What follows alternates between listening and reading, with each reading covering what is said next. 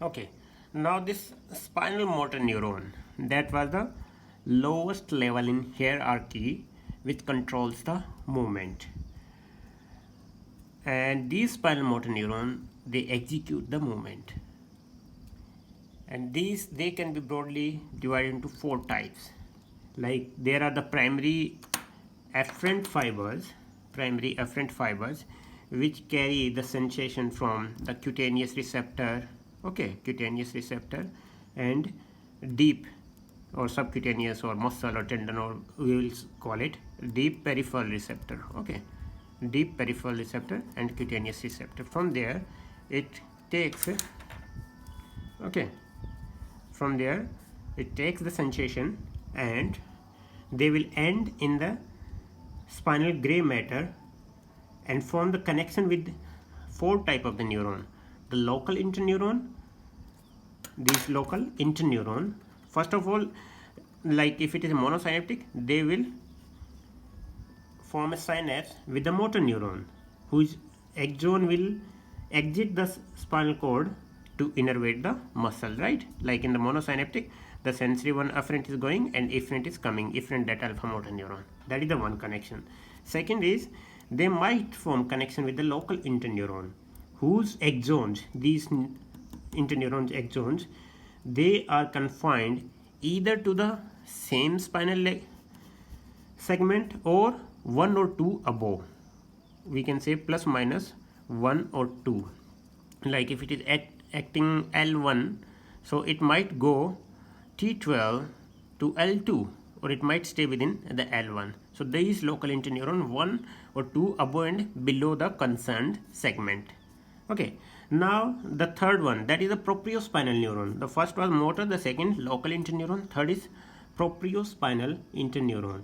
Now the axons of these neurons, they reach not only get confined to the one or two spinal segment, they will reach, say if this is the spinal cord and it is entering at the L1 level and forming connection with the propriospinal, the propriospinal neurons might go up to the T5 or might go up to the L5. Okay, so they will go wider, not confined to the one or two, and then they will accordingly change the connection of these concerned segments too. Okay, now the fourth and final, this is the projection neuron. As the name itself suggests, projection, they will project it out, whatever the sensation is coming through the afferent fiber, their axon of these neurons, it will ascend to higher brain center. They are called as projection neuron. Okay, projection neurons. So if we start with the motor nuclei, the motor neuron, the cell body of the motor neuron that innervate a particular individual muscle, it is clustered in motor nuclei. Like say if we are talking about the L1, afferent goes and then it will form the connection with the motor neuron. The cell body that is called as the motor nuclei, it is located nearby, longitudinal column. There is a longitudinal column within the spinal cord that might go one or two segment above. It might go T12 to L2. So the alpha motor neuron which is exiting at L1, its cell body might get located either in the L1 or might be in the L2 or might be in the T12. So along this particular location, their motor nuclei are clustered. Okay, their motor nuclei are clustered. Now these motor nuclei, different motor nuclei, they follow a rule. That rule is called as proximal distal rule. And what does this proximal distal rule means?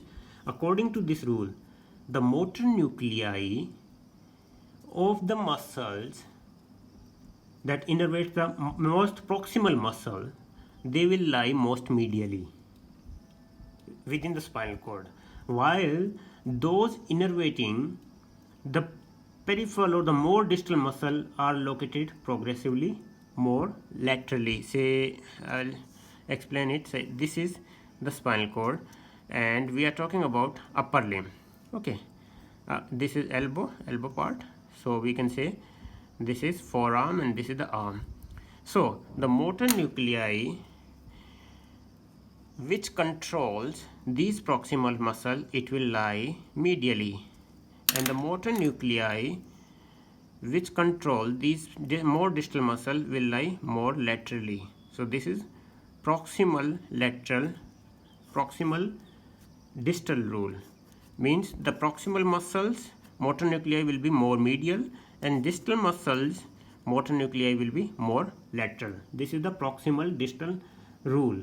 So we can say for the arm, the motor nuclei which innervate the axial skeletal, the shoulder girdle, elbow, wrist and digital muscle, they are sequentially from medial to lateral. Medial most will be the axial, then more lateral. If we move from medial to lateral, these nuclei, medial most axial muscle, axial skeleton around the vertebral column, then the shoulder girdle, then elbow, then wrist, then the muscles of the digits, fingers. Okay, so this separation of the motor neuron innervating the axial and the proximal muscle from those innervating the distal muscle is maintained throughout the spinal cord.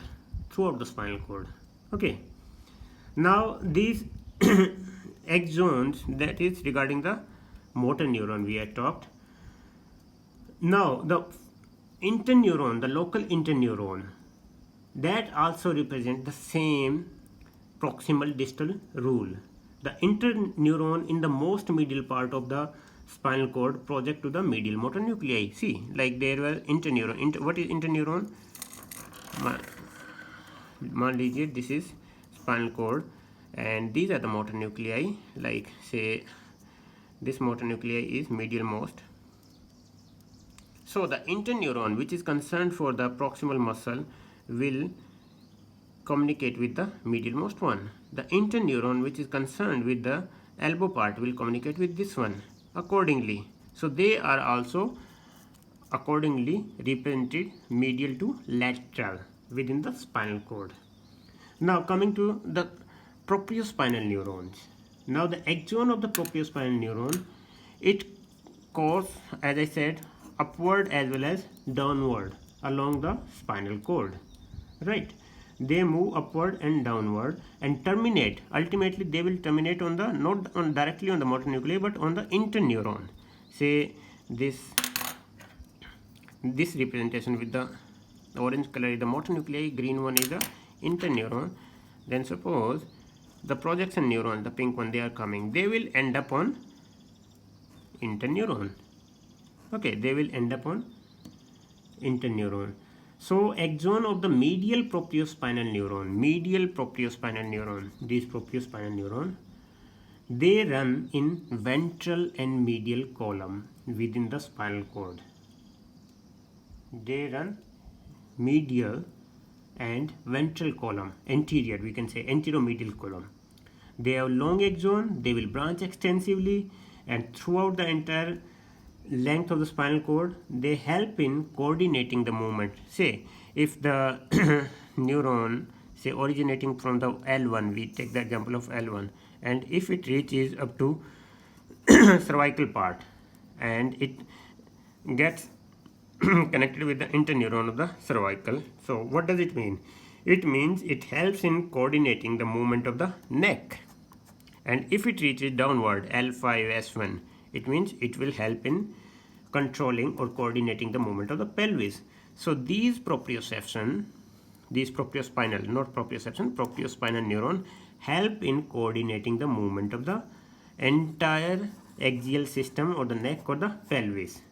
So this organization allows the axial muscle to coordinate during the postural adjustment. Suppose I have to lift my leg.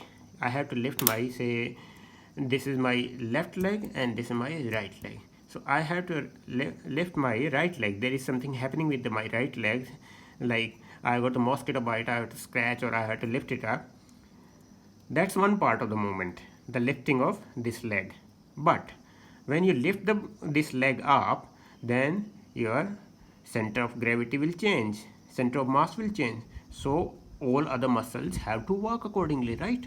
You cannot arbitrarily just lift it up and remaining the other part of the body in the same condition. You will fall down. So for any movement to perform, for this leg to lift up, I have to maintain a particular posture.